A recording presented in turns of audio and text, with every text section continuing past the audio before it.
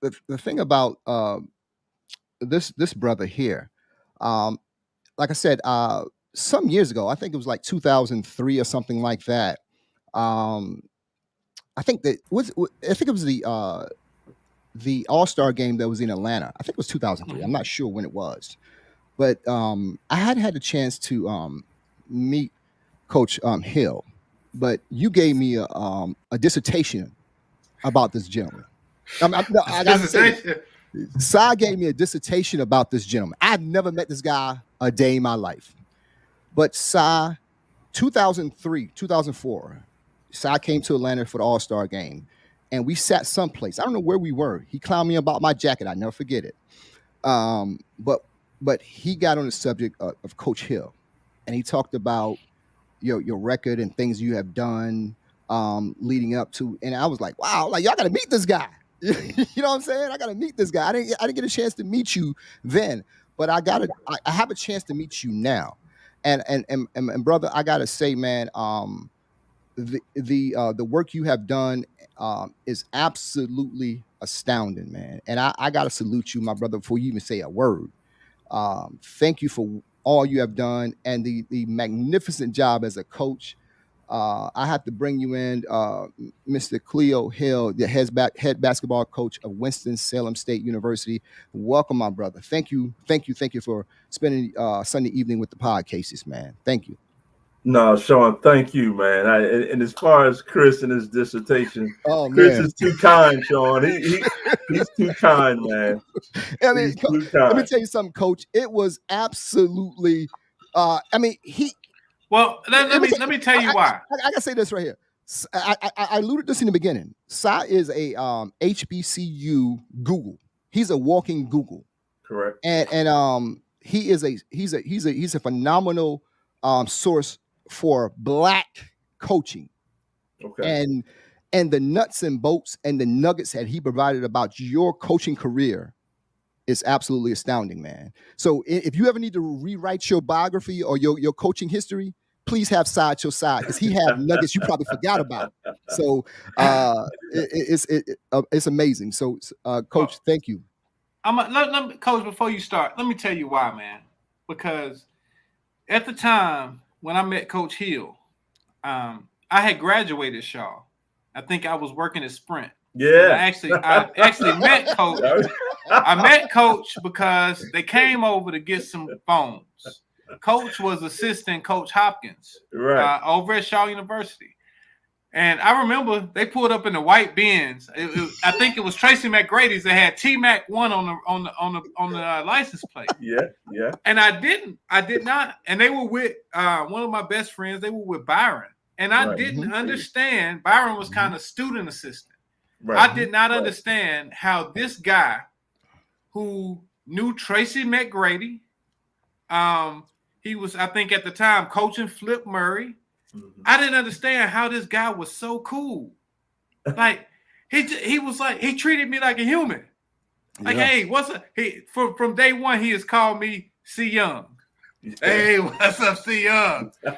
And so he was just like that. And like, yo, Sean, he has never deviated from who he is. And then when I did my due diligence to find out that he was from New Jersey, he was a star over at NCCU, but his dad, Cleo Hill Sr., was a pro from Winston-Salem State University.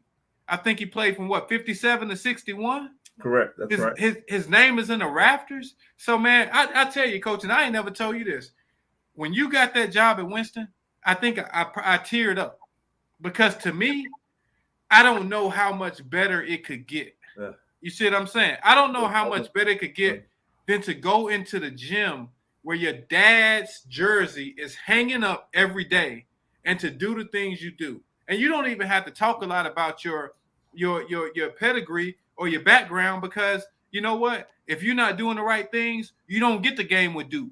You don't get the game with Carolina. You don't get the game with Wake Forest. That's correct. He's one of the most ethical people, the most ethical coaches, and one of the most just pure good men that I know. And Coach know if I call him, I'm calling him for something. It ain't no mess. I text Coach the other day.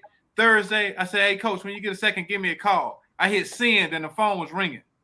You know what I'm saying? Because that's coach, man. But that's why he can do what he does. That's why he can win CIAA championships at Shaw University. And for the people that don't know, hell, that's a hell of a recruiting. That's a hell of a recruiting burden. You got to come in this gym where we seat 784 people, maybe. Yeah. You know what I'm saying? Yeah. You got to live in the old dorms. You got to do that. Coach, man, if them kids would have listened, coach probably had 3 or 4 pros. Yeah. Malik Alvin, the big boy, I forget his name. He went overseas somewhere. Coach, look, I done talked enough. Tell us how you do it and why you do it. See, coach, before you started, this is part of the dissertation I got, man. This is how he got it. I see. Yo, but coach, the floor is yours, coach. Salute well, to you. And Karis, again, man, just you're too kind. I think starting where you in the middle of what you were saying, becoming the head coach at Winston-Salem State University, Chris, it's something that I've been coaching a long time, and it's something that never, ever crossed my mind.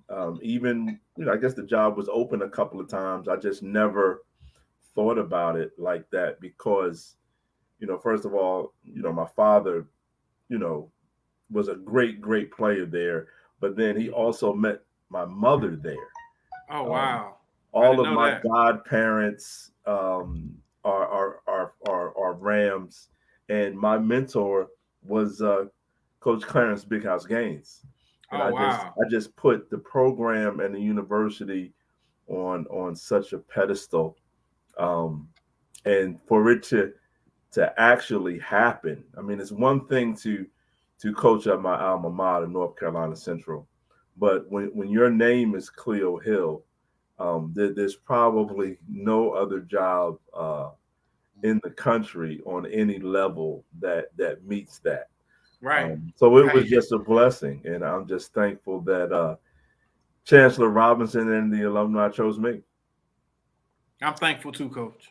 Thanks. Appreciate it, Chris. Yeah, that's awesome, Coach. Yeah, that's awesome, man. Yo, just like I said, the way the way Winston-Salem State is a big part of your life and your heart, and when you said that you got the opportunity to coach there, for individuals that don't, it's just not just coaching for him. It's just like part of his lineage. It's his mother and father went there and stuff like that. So Coach, that is big, man. So just give me and educate everybody just a little insight on when you go out and you're looking for young men or whatever, and you've been coaching for a long time. Just give us just one of the bullet points you look for in young men to come and play ball for you. Well, Sean, I'll tell you, it has changed a lot over the years. Before, a lot of times it was just about statistics, what a guy can do on the basketball court. Now it's more than that. Partly because I've matured as a coach, and partly because of Winston-Salem State University. I think you got to look at the whole body of work of a young man from, high school, and whether they're transfer, what they've done at other universities, what they've done at high school, and whether it's junior college or even overseas, because we do have a couple of guys from overseas. We look at their grades a lot, whether they can do the work here at Winston-Salem State University. It's way more of an academic institution than I had ever imagined. And I was on when you all were talking to Stacy about the GPAs and things like that. And coaches, they want the players in there. But we want to win, and sometimes a young man is not the greatest of students. Winston is really hard on that coming in, what they accept coming in there.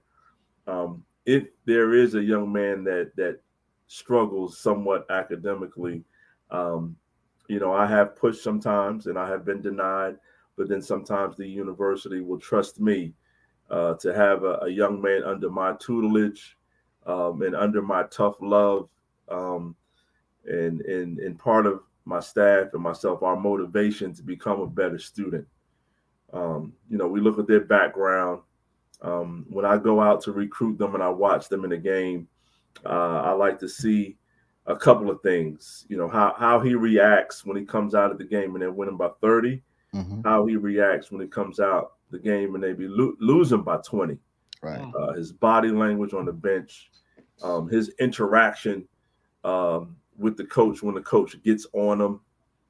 If I can see anything after the game, if I can see, small things like when they come in on a visit, do they open the door for their mom or their sister? Just small things like that.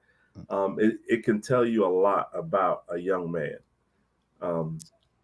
And then it doesn't hurt if they can play, but it's not always the points though. Right. Sean and Chris, on some level, you have to have somebody that's willing to set screens and not be mad at it, and guys that are willing to dive on the floor, and the guys willing to be cheerleaders on the bench when they don't win the starting job. Right. So things like that have come into play later in my coaching career than at the beginning. Wow. Good stuff. Good stuff. I guess when you say stuff like that, that's when you talk about the small things, and I think a lot of people miss the small things. When you say you like open the doors for the mother and stuff like the sister, diving on the floor and all that, and I guess that's part of the reason why you've been successful. Everywhere you go is just that you pick the guys the martyr guys, I call them, the guys that just come in and really to do the hard work and just have something other than basketball in their lives or whatever. So when you go out there and recruit like that, salute to you for building your program based off those morals like that. So salute to you, Coach, bro. Thank you. Yeah.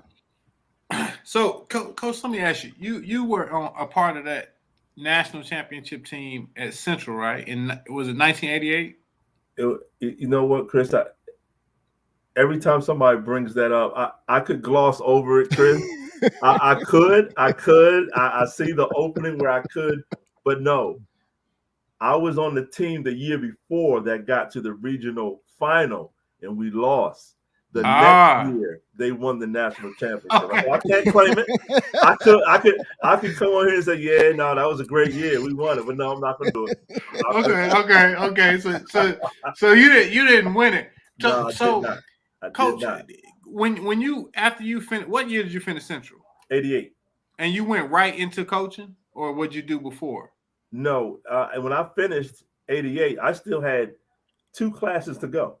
Okay. And so I went home. The scholarship is over now. And you're from what part of New Jersey? Yeah, I went home and worked at and that's a great story. I'm not sure if I'll be able to get into it, but I worked at Seton Hall University in their, I guess, their athletic department in their gym, and I raised some money to go back to school and finish up in the spring of 89. Okay. And I did not finish then because I got the opportunity to go over to Australia. So I went over to Australia for 2 years and came back, and then I ended up graduating, actually walking across the stage in 94. Okay. That's what's up, man. Yeah. Coach, you play guard? Yeah. What was you hitting them for back then, Coach? Where? It depends. Central or overseas? Either one, because I think I'll probably lock you up. Hey, over there it would have been hard because I had the green light over there. You had the green light? Yeah, I averaged 40 points and 8 assists. Oh, Coach, wow. Well, let me tell you something. Yeah. So the green light, explain to people, because I get the green light. When I play pickup ball, I got the green light. I don't give a damn who on the court with me. Coach, I've never seen this guy play anything that involves the ball. He claimed he was something. He used to claim he was some All-American DB from something, South Carolina. We've never seen him do anything regarding the ball. But go ahead, Coach. They never saw him at all, huh? No. My VHS tapes got destroyed when I moved. So we gotta leave that alone there. But the green light, Coach. So you had the green light, huh? In Australia? Yeah, no, I had the green light. I had the green light so much. Well, no, I'm not going to say I had the green light so much. I had the green light my first year. after my first year, I coached the under 14 girls team, and we won. I forgot what championship it was. Based on my playing the first year and my coaching of the under 14 girls team, they asked me to be player head coach the second year. So of course, I designed all the plays for myself. So coach, how long have you known this is what you want to do, the coaching? Was it when you coached that team, or you just kind of had it all? No, it was that year. It was that year I played overseas and I coached the under 14 girls team. And then I came back that summer and working in Orange Park and recreation. And then I coached another under 12 or under 14 team that summer. And then that's when I was like, wow, hey, this might be something I want to do. Right. And I got my degree in health and physical education, and I was going to be a teacher. And I did some substitute teaching, but never actually had my own class. I went straight into coaching. Wow. Oh, that's so. What was your first coaching job, Coach? First coaching job was head freshman coach at my high school, Orange High School, and assistant varsity coach. How'd you end up back down in North Carolina? Wow, crazy story.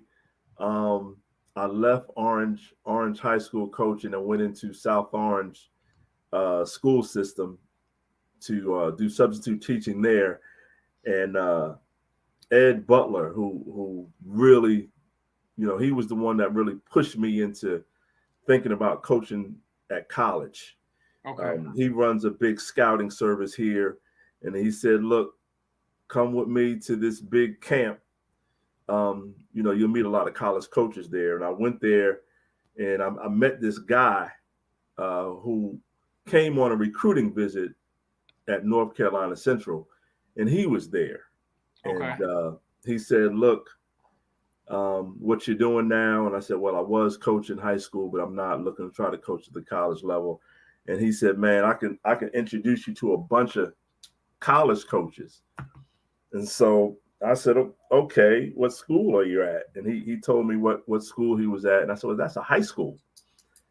And he said, well, look, let me introduce you to some of the coaches. So he introduced me to John Thompson and Dean Smith and Coach K. And he said, man, if you come coach with me, I can get you at one of those schools. I said, all right. And he said, well, you got to help me train one of these players. He said, you were the best shooter that I ever saw. And I got a player that might go from high school to the NBA. Wow. And it turns out to be Tracy McGrady. I was just about to ask you that. Wow. Yeah, no, that was Joel. Joel. So that was Joel. Okay. Yeah, Joel sold me on that. And hey, it is nothing that Joel cannot sell. No, it's nothing in the world. Trust me when I tell you that. Wow. Wow. So I was just about to ask you that. So you coach T-Mac? Yeah. Wow. Yeah. So when you and coach, one of the things I kind of picked up on what you were saying. You were talking about just your grit and grind stories on how you started and stuff like that. I'm always fascinated about that and how you put in the work.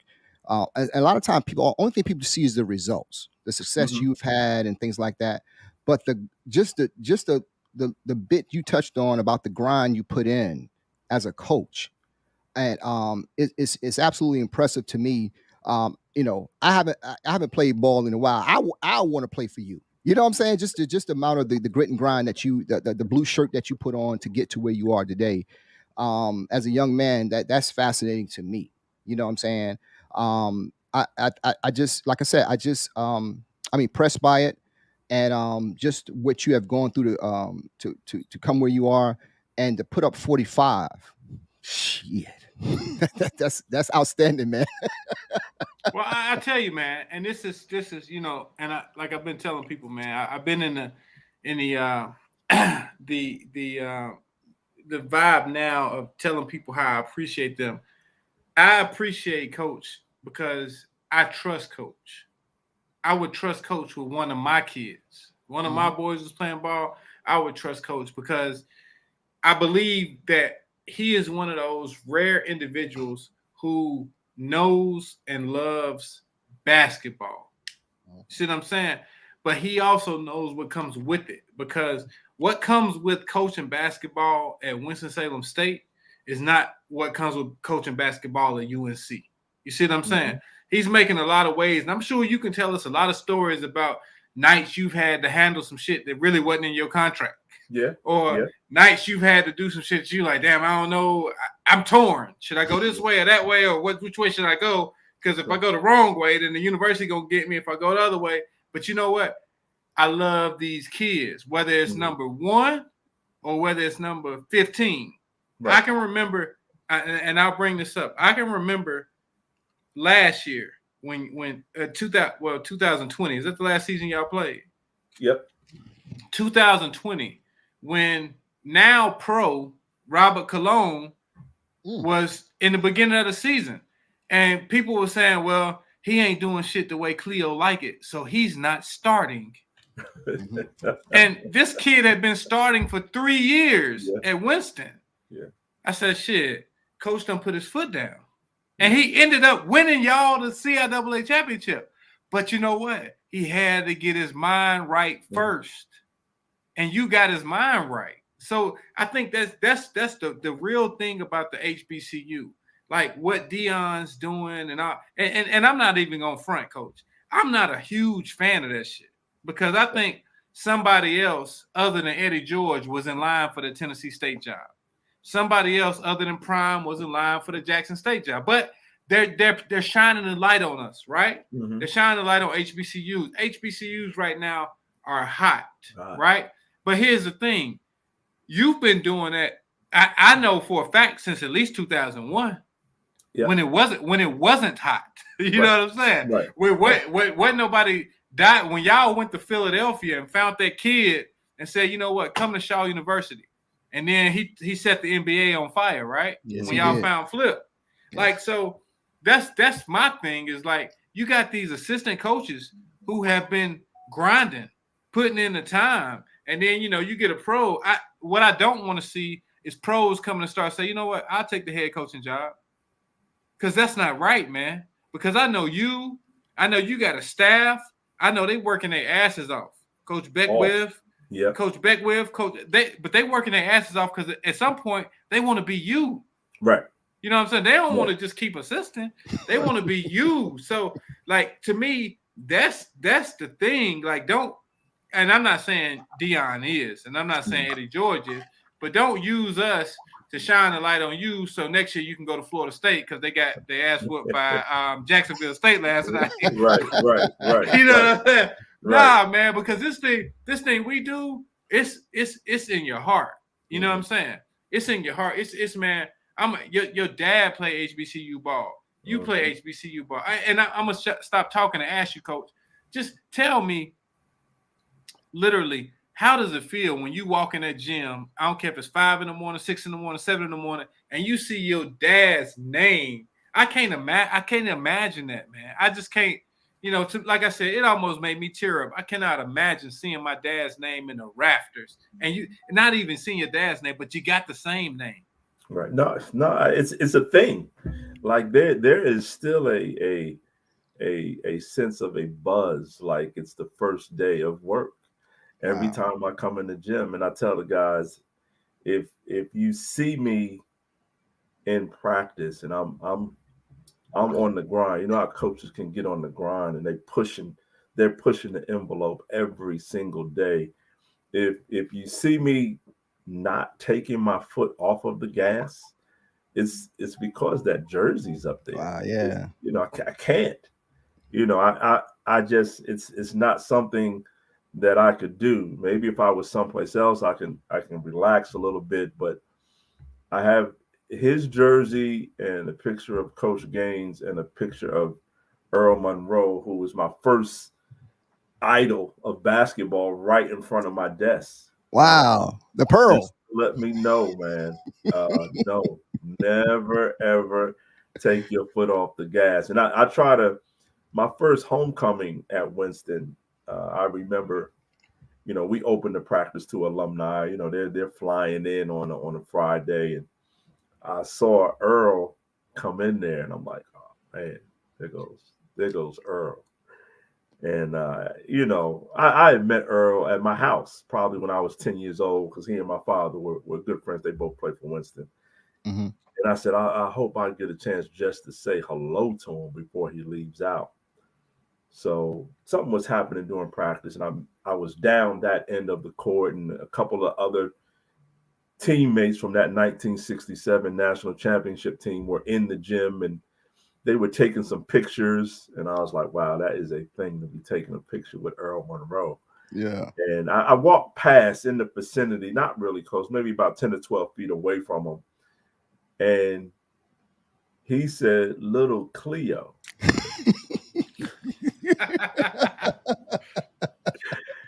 And so he motioned, "Come over here." And he was in the middle of taking a picture with somebody. He left the photo and came over and put his arm around me. And he said, "Look, I brought the whole 1967 team back to homecoming. We're supporting you." Salute, Coach. Chris. Hey, wow. them tears. I couldn't let the players see the tears, man. And it was the same way when he talked to the guys before the CIAA championship game from his hotel bed. I listened to it. I listened to that several times. Oh my goodness! Wow. I had to gather myself. I had to gather myself. So that is the feeling that, and I can't say there's been a couple of coaches at Winston. I can't say that they felt the same thing, but there is so much connection for me there that every day is day one. Wow. Hey, bro, amazing, let me tell you something. How you went and told that story of just meeting somebody that you kind of like idolize and all of that, and came and showed some appreciation for what the work you're doing right now. I got chills just from hearing your story, and it's funny. I heard. I mean, I heard the story, and I heard about him giving that talk to those student athletes or whatever. That is an amazing thing, just to have him recognize the work you have put in. And you kind of said you kind of held back a little tears or whatever, but It was hard. Yeah, man, and all that you accomplished, how humbled you were for that moment, man. That to me, that's a big thing, and a lot of people don't get to have that from somebody they kind of like how you said you were a young kid and you kind of idolize them and all of that, and you got this picture in your desk, man. That's big, bro, and I think that's part of your success, man. How humble you remain, Well, let me add this on. First of all, to do what you guys did in February 2020. Mm-hmm. First of all, I'm gonna give you a couple things, Coach. I don't know if you thought about it or not. Number one, God was with us because COVID ain't canceled that damn tournament. Right. Number two, Coach. Number two, y'all was down by 11 with what? 45 seconds left. No, down by 11 with 3:45. With 3:40, they were down by. Sean, they were down by 11 points with 3 minutes and 45 seconds left. They won the CIAA championship. Coach, if that wasn't your dad, I don't know what was. And I'm not saying that Fayetteville State ain't got nothing going for them. And God bless them and they coach and the slick hair and all of that. But what I'm saying is, if that wasn't some kind of intervention.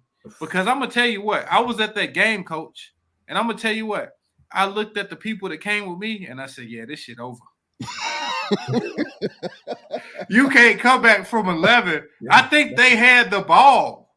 They had 11.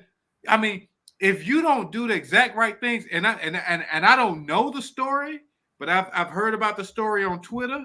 I've heard about the story from people that you told them in that huddle. I don't know what the hell you told them and made them come back and think that they could win that game and make them win that game. But, Coach, that is one of the best comebacks, not in CIAA history, not in Division II history, not in Division I history, but in basketball history. I don't care if you had Kobe, Jordan, Shaq, Tim Duncan, and damn Sean Kemp. They might not could have pulled that off because all you got to do is hold a damn ball. Yeah. Yeah, no. Coach, what did you, Coach? Let me ask you a question, Coach. What did you tell those boys in the house? I was about to ask them the same thing. You had your jacket off. You had your red tie. What you tell them, Coach? There's a backstory to that I can't say on air. Okay. But let's say this: I knew we were going to win the game, so I was calm. I was a little confused because I had seen that I didn't see the CIAA championship. I saw a championship that I was going to win when I was out of coaching in 2016. It was a dream that I kept having. It was like over and over and over. And so I just knew that this was the dream that I kept having. But when we went down the game was close, and then we went down by 5. Yeah. And then we went down by 7. And I'm looking at the clock. I'm like, okay, maybe it's supposed to be next year. And then we went by 9. And when we're down by 9, I'm just confused. Went down by 11. I was like, wow, the stage is set. So when I called the timeout, it was more calmness than anything. There were some basic fundamental things that we had to do within the game, but it was just confidence on my part. And when I called that last timeout, I heard somebody in the stand say, "Coach, we good. We got them right where we want them." All right. Okay, yeah, here we go. And that's kind of what it was. Hey, salute, Coach. That's great. You know, like I said, I've seen some stuff on the HBCU on Twitter about that whole coaching that sequence you had towards the end, that last 4 minutes. They call it the last 4 minutes, whatever, you know. But the way that's broken down is amazing. The coaching job that you did to do that, and just to have faith in your guys on the floor. And like I said, you know, I know one day I would love to hear a story about what happened in that huddle. But at the end of the day, the result speaks for themselves. Salute to you, Coach, for that coming back and winning that with that much time left, man. Salute, Thank man. you. Yeah. Oh yeah, for sure, man. Yeah, Coach. For me, man, I'm sincerely humbled by you taking your time to come and share a part of your story with us. And like I said, this is my absolute first time getting a chance to sit down and talk to you. But again, the dissertation I went through with Sai when I first heard about you is absolutely phenomenal, man. And I'm not lost for words. Just how impressed I am with you, and just having you come on and spending your Sunday afternoon with us, man. Thank you so much. I appreciate that, bro. No, so it's my pleasure, man. It's my pleasure meeting you as well. And as for Chris, man, I still owe Chris from Sprint phones back in yeah, you do, Coach. 2001, man. I still owe him for that, man. But no, hey, my pleasure, man. When Chris told me he was doing it, and I saw a little bit on Facebook about him having a podcast, and I was like, oh, okay, Chris is branching off. And then when he called me, it was a no-brainer. Thank you, man. It was a no-brainer for me. Hey, Coach, I'm a be in Baltimore in February, March, whenever it is, for the CIAA tournament. Okay. But I want to go ahead and lock you in for that championship after that after championship session right now, because we know y'all gonna bring one home. Let's go ahead. We're gonna have you on right after the championship. Pour the Gatorade and everything. Pour the Gatorade on me and everything. Hey, Coach, I'm gonna tell you something, man. I'm serious about it. It needs to be a documentary on you, man. It really does, man. It's deeper than a lot of people think. Yes. You know what I'm saying? I mean, you, your dad, Earl the Pearl Monroe, you back at Winston-Salem State, man. That's some real godly intervention type stuff, man. And the way you guys won that championship, the way you coach, the way you care about these kids, it needs to be something. I sincerely hope Winston isn't taking you for granted. I sincerely hope that you always coach at HBCU, but if you branch off, that's fine. I'm gonna follow you wherever you go. But you've always been one of my favorite coaches. You know that. You know you have been. And wherever you go, Coach, I'm gonna follow you, and I'm gonna always consider that I got a friend and Cleo Hill Jr. Salute, brother. And that's real talk. As the kids say, facts. Hey, Coach, thank you so much, brother. You have a great week. Appreciate you, Coach. We really appreciate you. You guys Coach, do man. the same. Appreciate All right, you my guys. brother. All Hey, right. thank you, man.